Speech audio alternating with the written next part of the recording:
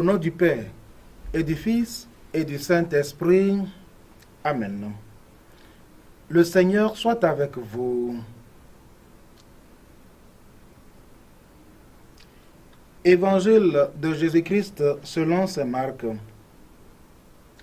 Jésus disait à ses disciples, « Celui qui vous donnera un verre d'eau au nom de votre appartenance au Christ, Amen, je vous le dis, il ne restera pas sans récompense. Celui qui entraînera la chute d'un seul de ces petits qui croient en moi, mieux vaudrait pour lui qu'on lui attache au cou une de ces meules que tournent les ânes et qu'on le jette à la mer. Et si ta main t'entraîne au péché, coupe-la. Il vaut mieux entrer manchot dans la vie éternelle que d'être jeté avec tes deux mains dans la géhenne, là où le feu ne s'éteint pas. Si ton pied t'entraîne au péché, coupe-le. Il vaut mieux entrer estropié dans la vie éternelle que d'être jeté avec tes deux pieds dans la géhenne. Si ton œil t'entraîne au péché, arrache-le.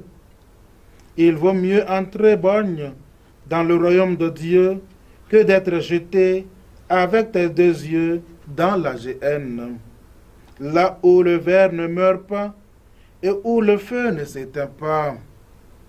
Car tout homme sera salé au feu. C'est une bonne chose que le sel, mais si le sel cesse d'être du sel, avec quoi allez-vous lui rendre sa force? Ayez du sel en vous-même et vivez en paix entre vous. Acclamons la parole de Dieu.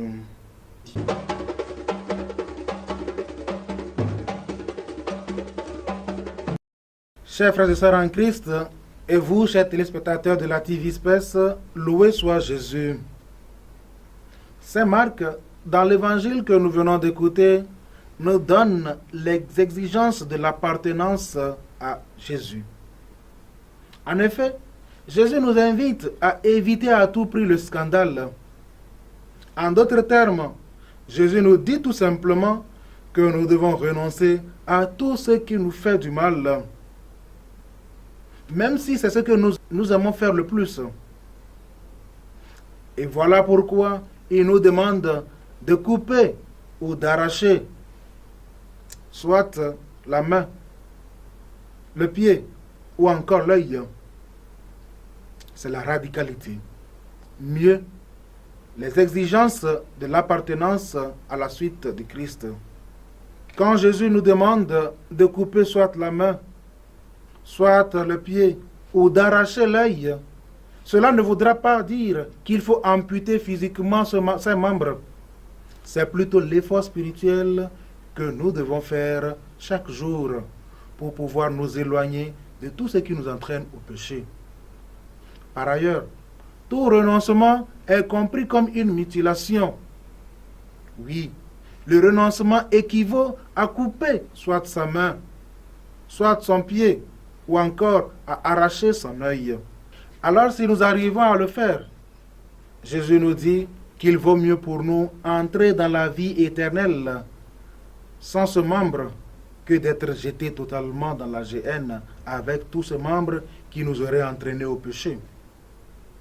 Pour avoir part à la vie éternelle, il faut, chers frères et sœurs, fournir beaucoup d'efforts tous les jours. En clair, c'est ce que nous sommes appelés à faire. Éviter tout ce qui nous entraîne au péché. Ou mieux, éviter tout ce qui ne nous aide pas à demeurer fidèles à Dieu, ce Dieu qui nous aime tant. À chacun de faire son examen de conscience.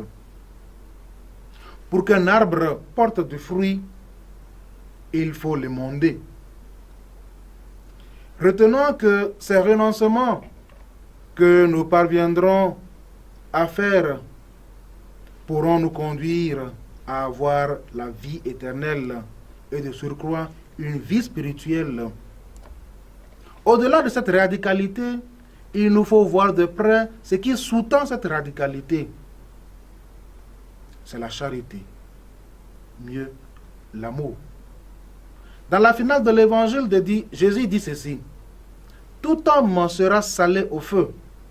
C'est tout simplement pour nous dire que nous connaîtrons l'épreuve. Oui, l'épreuve fait partie de notre vie.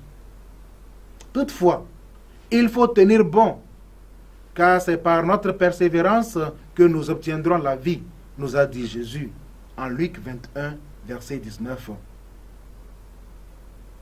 Et dans la finale de l'évangile, Jésus dit pour finir, « Ayez du sel en vous-même et vivez en paix entre vous. » La demande de Jésus est une exigence d'amour et par conséquent, ce qui doit donner sens à nos actes doit être toujours l'amour.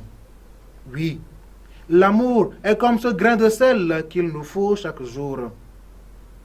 Devenons tout simplement, chers frères et sœurs, le sel qui donne le bon goût de l'amour. Que le Seigneur soutienne nos efforts de tous les jours et qu'il bénisse sa parole en nos cœurs. Prions. Accorde-nous, Dieu Tout-Puissant, de conformer à ta volonté nos paroles et nos actes dans une inlassable recherche des biens spirituels. Par Jésus-Christ, ton Fils, notre Seigneur et notre Dieu, qui règne avec toi le Saint-Esprit, maintenant et pour les siècles des siècles.